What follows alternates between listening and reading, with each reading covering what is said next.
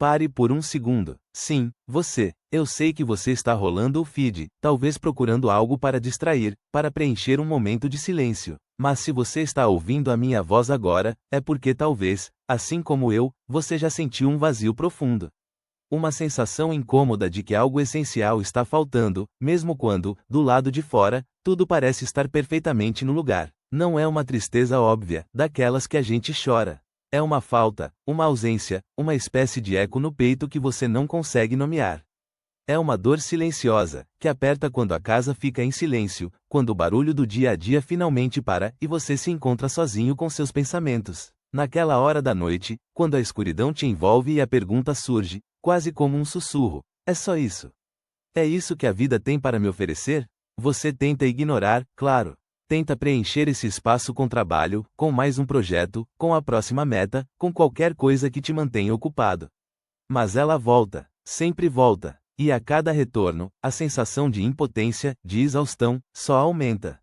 Você não está sozinho nessa. Eu sou o William, tenho 77 anos, e passei a maior parte da minha vida correndo atrás de reconhecimento, de sucesso, de uma validação que eu acreditava que preencheria esse mesmo vazio que você sente. Eu construí impérios, alcancei o topo do que o mundo considera sucesso em todas as esferas. Do lado de fora, eu era o homem que tinha chegado lá, mas, por dentro, eu continuava o mesmo menino assustado, invisível, esperando por uma palavra de aprovação, um olhar de carinho, que nunca veio da pessoa que eu mais desejava. Levei décadas para sequer começar a entender o que estava acontecendo comigo. Décadas para desatar os nós que eu mesmo criei, seguindo os passos de quem me ensinou a ser assim, a buscar lá fora o que só poderia encontrar aqui dentro. Não sou psicólogo, não sou coach. Não tenho diplomas pendurados na parede para te impressionar. Sou apenas um homem velho, com as mãos calejadas pela vida, que finalmente entendeu a própria história. E talvez, ao compartilhar a minha, eu possa te dar uma pista para a sua. Empty Script Line. E nós fazemos isso, não é? Nos esforçamos incessantemente para provar que somos dignos, que merecemos amor, respeito, atenção.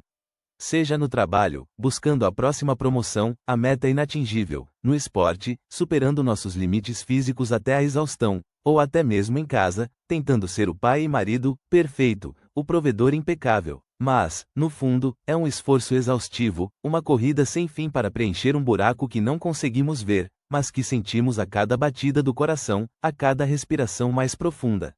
É um despertar tardio, essa compreensão dolorosa de que a corrida não tem linha de chegada, e que a cada vitória, o vazio só parece se expandir. E a culpa, a culpa por sentir isso, por não ser grato, por tudo que se tem, é um peso esmagador. Meu pai, ele era um homem de pouquíssimas palavras. E as que vinham, eram quase sempre para apontar a falha, o erro, a deficiência. Lembro-me vividamente de ter uns 7 anos de idade. Eu estava orgulhoso, com o coração batendo forte, mostrando a ele um desenho de um barco que fiz na escola. Um barco com velas grandes, coloridas. Ele mal levantou os olhos do jornal, pegou o jornal de volta com um suspiro pesado e resmungou, com a voz baixa, mas cortante: "Isso não é um barco, William. Isso é um borrão. Você não serve para nada que não seja atrapalhar." A frase, "você não serve para nada", se tornou a trilha sonora da minha infância, um mantra que se repetia na minha cabeça. Nunca um elogio, nunca um abraço apertado, nunca um "estou orgulhoso de você." A única forma de atenção que eu recebia era quando eu fazia algo errado ou insuficiente. Eu aprendi desde muito cedo que o amor era condicional, que eu tinha que ganhar o direito de existir, de ser visto. Que meu valor estava no que eu fazia, na minha performance, não no que eu era asterisco. Eu via a indiferença nos olhos dele, o desinteresse quando eu tentava conversar, quando eu tentava me aproximar. Essa invisibilidade, essa sensação constante de não ser bom o suficiente, me ensinou a buscar o holofote lá fora, em qualquer lugar que não fosse a minha própria casa. Eu só queria ser visto, ser suficiente, mas nunca era. E essa dor de não ser visto, de ser insignificante, moldou cada decisão que tomei por décadas. E eu corri, meu amigo. Corri como se minha vida dependesse disso, como se cada passo me aproximasse daquela validação final que preencheria o buraco. Construí minha empresa do zero, trabalhei 16 horas por dia, 7 dias por semana, sem férias, sem descanso. Sacrifiquei minha saúde, meu tempo, minhas relações. E consegui. Aos 50 anos, eu tinha tudo que a sociedade dizia que eu deveria ter. A mansão na serra, o carro importado, o nome respeitado no mercado, uma conta bancária que me dava segurança para 10 vidas. Lembro-me de uma noite, estava na minha sala de estar gigantesca, sozinho, com a lareira acesa e um uísque caríssimo na mão. Olhei em volta para todo aquele luxo, para o silêncio que preenchia a casa e, de repente, senti um vazio tão grande, tão gélido, tão profundo, que parecia sugar toda a luz do ambiente. Eu tinha escalado a montanha, chegado ao topo, e lá não havia nada. Nenhuma alegria genuína, nenhuma satisfação duradoura, apenas a constatação devastadora de que eu tinha trocado a minha vida por um palco vazio, por aplausos que não me aqueciam. Era uma dor sem nome, uma decepção tão profunda que me paralisava. Eu estava mais perdido do que nunca. A sensação de ter ganho o jogo, mas perdido a si mesmo, era insuportável. E esse vazio, essa busca incessante por algo que eu não conseguia definir, não ficou só restrito ao trabalho. Ele se infiltrou em cada canto da minha vida, especialmente nos meus relacionamentos mais íntimos. Eu me casei, tive filhos, mas repetia, sem perceber, o mesmo padrão de ausência e crítica que tanto me machucou na infância. Eu estava presente fisicamente, sim, na mesa de jantar, nas viagens de férias. Mas a minha mente, o meu coração, estavam sempre em outro lugar, planejando a próxima meta, buscando a próxima validação externa. Eu era um pai exigente, crítico, impaciente com as falhas dos meus filhos. Esperava que eles fossem perfeitos, que me dessem o reconhecimento que eu nunca tive. Minha esposa era mais uma peça no meu tabuleiro de xadrez da vida, alguém para apoiar a minha grandeza, para manter a fachada. Eu via o desapontamento nos olhos dela, a distância crescendo, o silêncio preenchendo os espaços entre nós. E nos meus filhos, eu via o mesmo medo de não ser bom o suficiente, a mesma busca desesperada por aprovação que eu carregava. Eu estava reproduzindo o ciclo, sem perceber, ferindo as pessoas que mais amava com a minha própria dor contida, com a minha raiva silenciosa, com a minha incapacidade de amar plenamente. A culpa, quando chegou, anos depois, foi avassaladora, quase me esmagando. Tenho um amigo, o Carlos. Ele tem 65 anos e, para ele, a corrida nunca parou. Acabou de comprar um iate novo, o terceiro dele, maior e mais luxuoso que os anteriores. Fala de aposentadoria, sim, mas já está maquinando o próximo grande negócio, a próxima conquista bilionária. Ele parece feliz, sorridente em fotos, mas quando o vejo de perto, eu noto o mesmo brilho febril nos olhos que eu tinha aos 50. A mesma agitação interna, a incapacidade de ficar parado em silêncio por mais de 5 minutos. Ele ainda está provando algo para alguém. Por outro lado, tem o João. O João era meu vizinho de infância.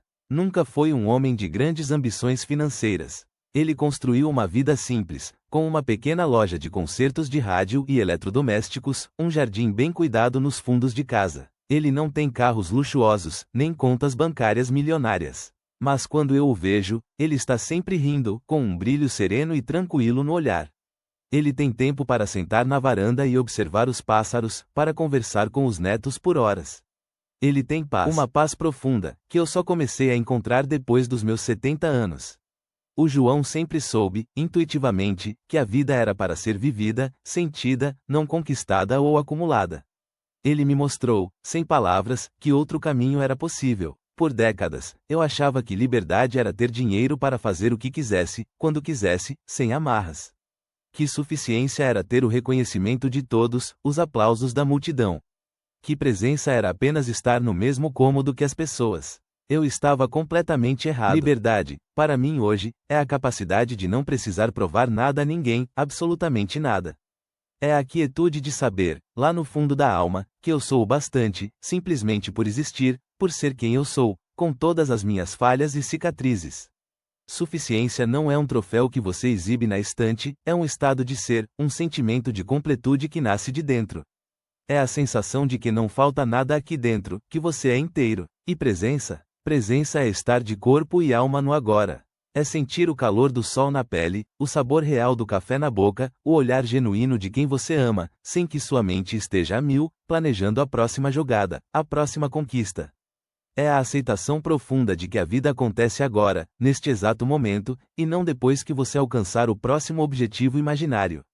É a simplicidade de viver a vida que está diante de você. Então, por que a solução externa nunca funcionou de verdade para preencher esse vazio? Porque o vazio que carregamos não é uma falta de coisas, de bens materiais, de títulos ou de reconhecimento externo. É uma falta de ser. É a ausência da conexão com quem realmente somos, soterrada sob camadas de expectativas e dores antigas. E o medo? O medo. O medo de parar. O medo de que, se você parar de correr, de produzir, de se esforçar incessantemente, você vai descobrir que não há nada ali dentro.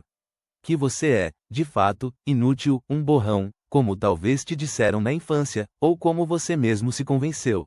O medo de encarar a dor sem nome que te acompanha desde os primeiros anos. O medo de se sentir novamente como aquele menino invisível, insignificante, que ninguém via ou valorizava. Esse medo nos mantém presos em uma roda de hamster, exaustos, mas incapazes de saltar. Porque parar significa confrontar a vergonha, a culpa esmagadora, a raiva contida, a sensação de ter perdido tanto tempo. E isso, para muitos de nós, parece mais aterrorizante do que a corrida sem fim. É o terror de se ver no espelho e não reconhecer quem realmente está ali. Eu sei que essa dor é real. Eu sei que o vazio que você sente é pesado, quase insuportável em alguns momentos. Mas também sei, com a certeza dos meus 77 anos, que você não está sozinho nessa luta silenciosa. E, mais importante, sei que é possível parar essa corrida. É permitido sentir, é permitido, e até necessário, reconhecer essa dor sem nome, essa vergonha silenciosa que te acompanha. Isso não é fraqueza, meu amigo. Muito pelo contrário. É o primeiro passo, o mais corajoso, para a sua própria liberdade, para a sua própria paz. Você não precisa mais ser o que te disseram que você deveria ser. Você não precisa mais buscar aprovação lá fora. Você pode, e merece, ser o que você é, em sua essência. Permita-se sentir, permita-se ser. Comece pequeno, um passo de cada vez. Se essa conversa ressoou em você, se você sentiu um pedaço da sua própria história nas minhas palavras, por favor, não guarde isso só para você. Compartilhe este vídeo com outro homem que você conhece, que talvez esteja correndo na mesma roda, sentindo o mesmo vazio, a mesma exaustão silenciosa. Ele pode precisar ouvir isso tanto quanto você. Ele pode precisar saber que não está sozinho, que existe um caminho para encontrar a paz, e que é hora de parar de correr.